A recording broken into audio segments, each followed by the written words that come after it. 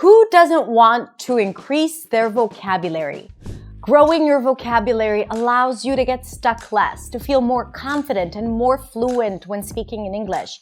You are not looking for the right word, or you're not even using basic words. You're using more colorful and expressive language. So when I ask my students what they want to achieve, a lot of them say, I want to have a bigger vocabulary.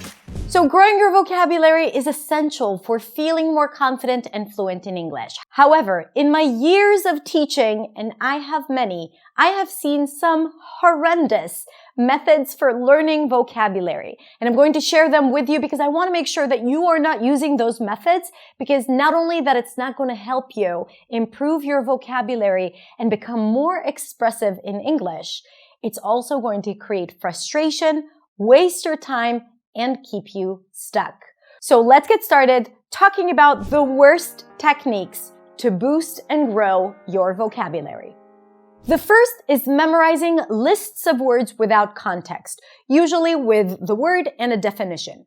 And then you're just memorizing the word, but you're not using it immediately in context. The problem with that is that your brain is not likely to remember and retain that word. So you might learn hundreds and even thousands of words without the ability of actually using them.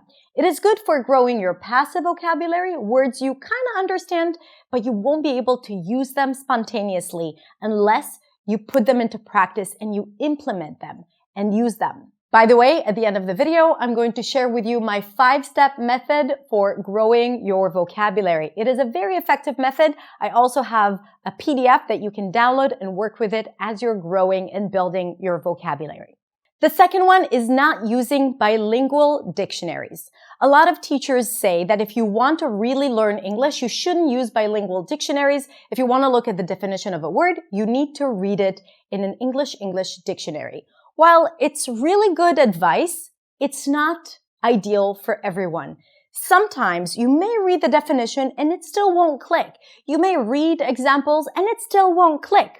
Sometimes all you need is just to look at the word in your own language until it clicks, and then it's easier for you to understand it.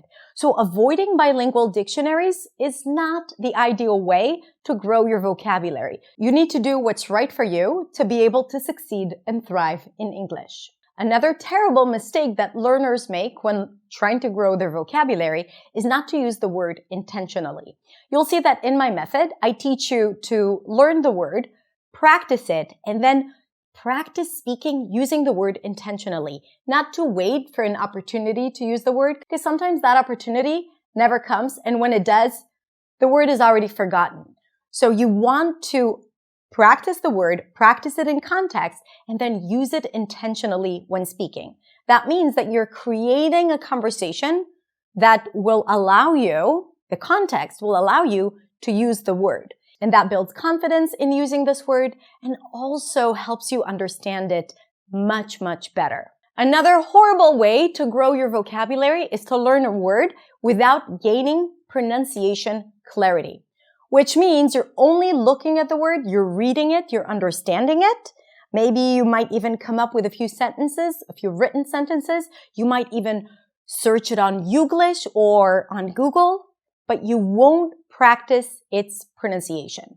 And then what happens when you're uncertain on how to pronounce the word, especially words that have 2, 3, and more syllables, where you're not sure where the stress is, what vowels to use, what happens is that you might actually unintentionally avoid this word because you wouldn't know how to pronounce it. Or you would use it, but you would get stuck because you wouldn't know how to say it. When you learn a new word, you have to also learn its pronunciation. The number of syllables, the vowels that are in the word, the primary stress, and then you want to practice it again and again and again until you feel confident pronouncing this word, and then you'll feel confident using it in context. The last one is learning words, fancy words, that you probably won't even use in your first language. There are a lot of videos and channels and resources out there that teach you this fancy advanced vocabulary. But the truth is that in many of the cases, these are words that you wouldn't even use in a regular conversation in your first language. I don't love to invest my energy learning something that I wouldn't be able to put it into practice right away. I'm all about being efficient with my time.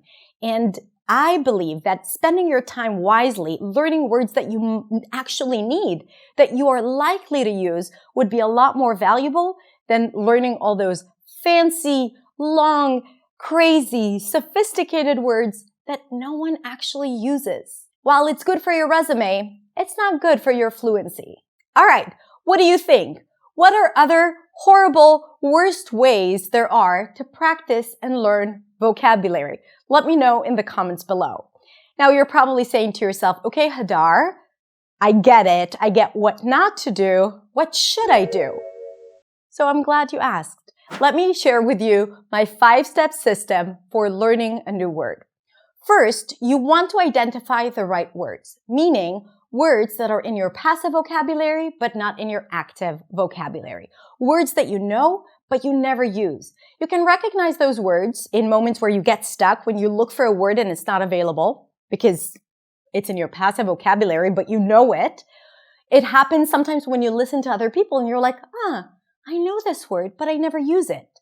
I recommend that you start writing down those words that you come across so you can create a list for yourself of words that you need to start using more actively. Once you have that list, what you want to do is first build pronunciation confidence.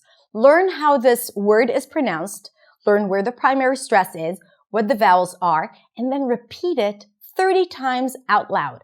Again and again and again. I actually have a video that explains this. I'm going to link to it in the description below. And when you repeat it again and again and again, you build confidence in how to use it, and you also sound clear when you say it.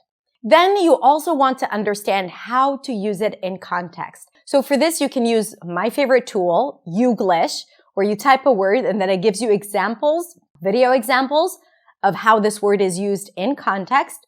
Or you can even go to Google or ChatGPT and ask for example sentences using this specific word. Once you have about 10 examples, or even 5 examples, you want to say them out loud. Notice that everything happens out loud because that is how you connect everything together, your brain and your mouth and your eyes. So you want to say it out loud. It's part of the building pronunciation confidence method. And once you do that, you want to create your own sentences. Because when you repeat them out loud, you already understand how to use this word in context, and you're more confident and more capable of actually creating your own sentences using this word. So then you want to create about 5 different sentences. And then you want to practice speaking freely and using this word intentionally at least once.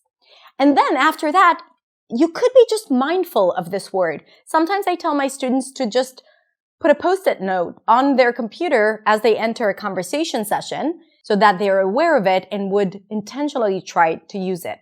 And you will see that when you go through this process, the word is a lot more available and you'll find yourself noticing it more and using it a lot more. Okay, so all this method is listed in my vocabulary planner that you can get for free. Just click on the link below, sign up, and get it to your inbox. That's it. Remember, learning a language is an ongoing process, and you may always feel like there's more to learn and more words to know. Be content with where you are today, a place that probably allows you to have a decent conversation in English, and know that there are ways to improve and grow without pain and with joy and with confidence. And I hope that this video helped you understand how you can optimize your learning process when it comes to building your vocabulary in English. Thank you so much for watching. Have a beautiful, beautiful rest of the day. If you want more lessons, come on over to hadarshemesh.com. You have a lot of free resources there. Subscribe to my channel if you haven't yet. If you're listening to the podcast, subscribe to the podcast. And you can also follow me on social media where I share daily pronunciation and confidence tips. Have a beautiful, beautiful rest of the day, and I will see you next week in the next video. Bye, everyone.